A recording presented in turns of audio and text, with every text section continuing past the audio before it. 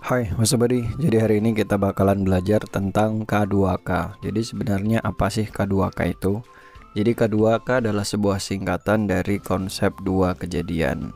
Nah, ini adalah sebuah metode atau cara bagaimana menerjemahkan dua peristiwa yang ada pada satu kalimat, atau satu kalimat yang mengandung dua peristiwa.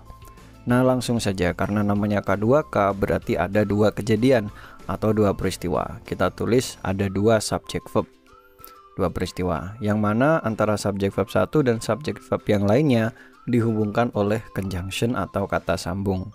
Yang mana conjunction atau kata sambungnya ini nggak boleh sembarangan juga, harus yang menunjukkan waktu, seperti halnya after, before, when, while, dan sebagainya.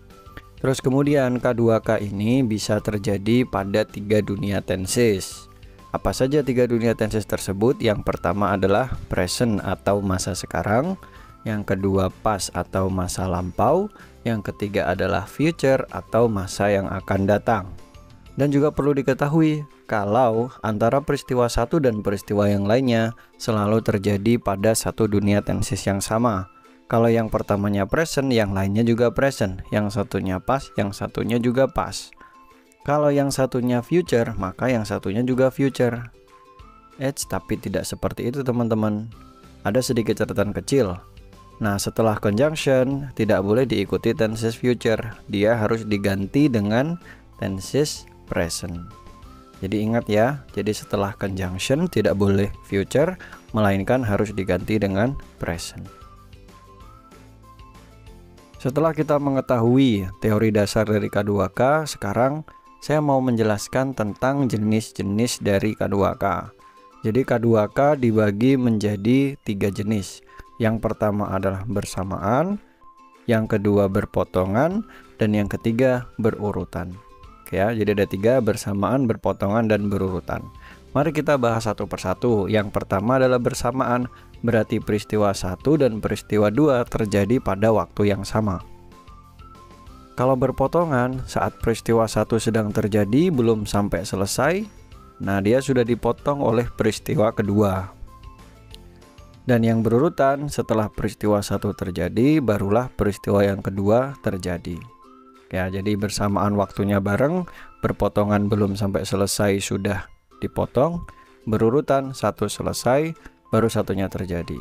Kemudian masing-masingnya memiliki jenis atau memiliki pola dengan urutan adalah 2 2 3. 2 2 3. Ingat ya, 2 2 3. Nah, dua yang pertama itu apa?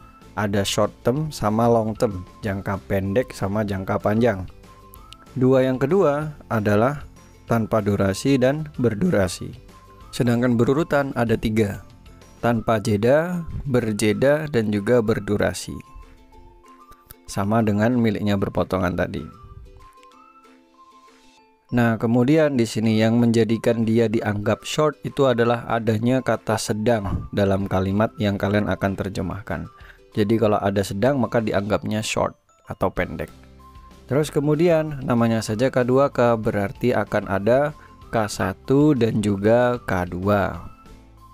Nah, perhatikan bagaimana cara saya menulis polanya supaya kalian bisa langsung cepat hafal. Jadi langkah pertama kita tuliskan CC, continuous, continuous.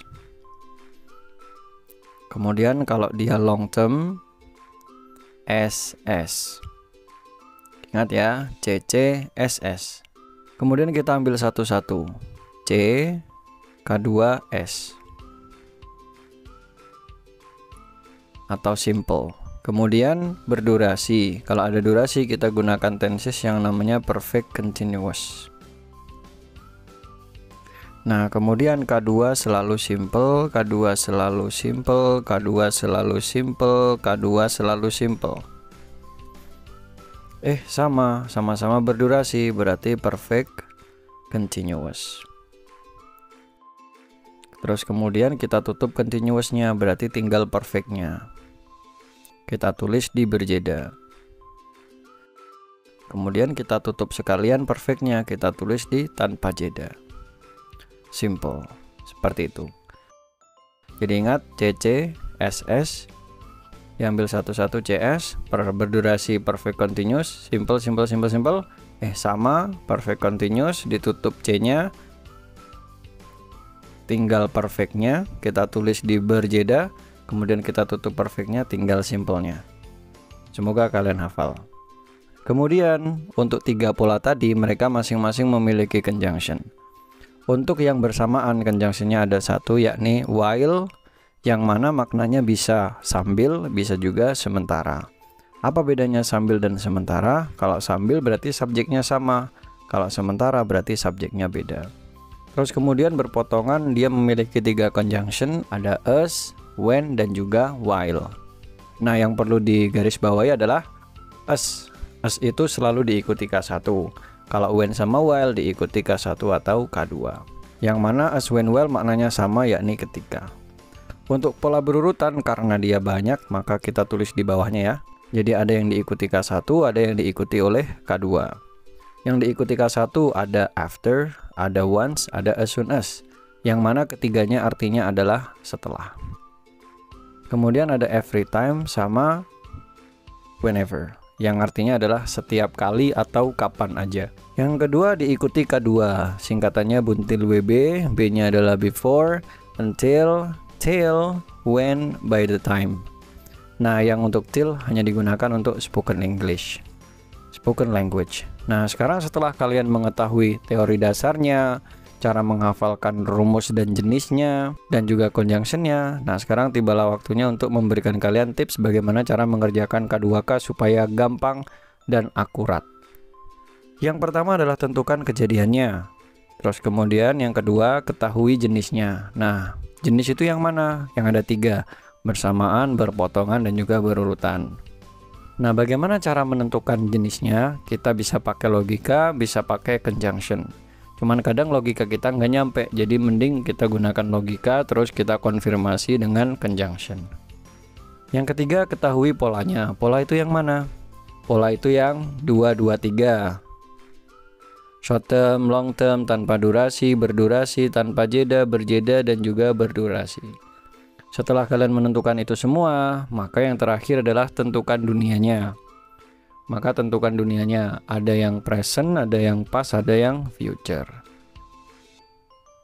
Nah, kalau kalian ikuti langkah ini, insya Allah jawaban kalian tentang K2K akan sangat-sangat akurat. Nah, supaya lebih paham, kita coba praktekkan untuk mengerjakan soal di sini. Oke, langsung aja kita kerjakan menggunakan tips yang sudah saya berikan tadi. Jadi langkah pertama yang harus kita lakukan adalah menentukan K-nya. Nah, soal pertama ini K-nya adalah belajar sama mendengarkan. Nah, kalau dilogikakan, dia itu termasuk bersamaan, berpotongan, apa berurutan? Termasuk bersamaan. Nah, kita konfirmasi lagi menggunakan conjunctionnya. Di situ conjunctionnya adalah sambil. Nah, sambil itu miliknya bersamaan, berarti K-nya bebas. K1 semua juga boleh, K2 semua juga boleh. Terus kemudian bersamaan dibagi menjadi 2, ada yang short term, ada yang long term. Karena tidak terdapat kata sedang, maka dia dianggap long term. Nah, ketika dia long term, maka simple dan simple. Berhubung tidak ada penanda waktu di masa lampau dan di masa yang akan datang, maka kita gunakan saja simple present dan juga simple present. Yang kedua, langkah pertama adalah tentukan K-nya dulu. Dan K-nya adalah sedang memasak sama memeluknya. Kalau kita logikakan peristiwanya bersamaan, berpotongan, apa berurutan? Kalau menurut saya dia berpotongan. Nah, kita konfirmasi menggunakan conjunctionnya. Oh, ketika. Ketika adalah conjunctionnya dari berpotongan. Nah, K1-nya masak dulu baru dipeluk.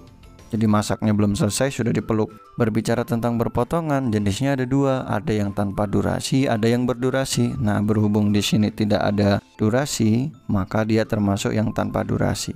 Nah, K1-nya continuous, K2-nya simple. Karena ada penanda waktu kemarin, berarti ini menunjukkan past atau masa lampau, maka kita gunakan past continuous sama simple past.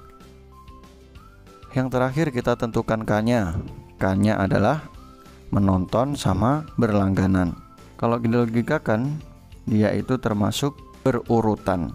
Kita konfirmasi menggunakan conjunctionnya, ada kata setelah.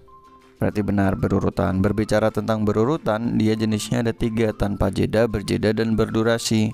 Karena di sini tidak ada durasi, maka kita bisa menggunakan tanpa jeda ataupun berjeda, tergantung keyakinan kita seperti apa. Ada peristiwa lain yang terjadi atau tidak antara peristiwa 1 dan 2, seperti itu. Nah, kita anggap aja ini tanpa jeda dulu. Jadi setelah nonton kalian langsung subscribe, gitu ya. Jadi rumusnya adalah simple karena tanpa jeda. Terus dunianya ada kata akan, berarti future.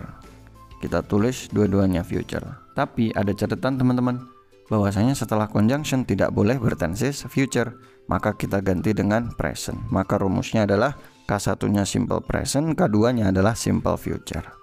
Bisa juga kita anggap dia berjeda. Berarti setelah nonton video ini kalian nggak langsung subscribe. Bisa juga lihat video-video yang lain baru, oh channel ini bermanfaat, baru kalian subscribe. Bisa juga seperti itu.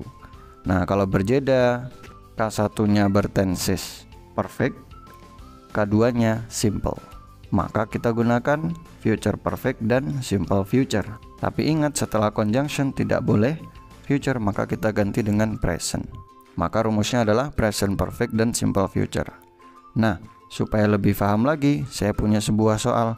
Coba teman-teman kerjakan menggunakan tips yang sudah saya berikan. Selamat mengerjakan. Jangan lupa like, subscribe, dan juga komen ya. Semoga bermanfaat.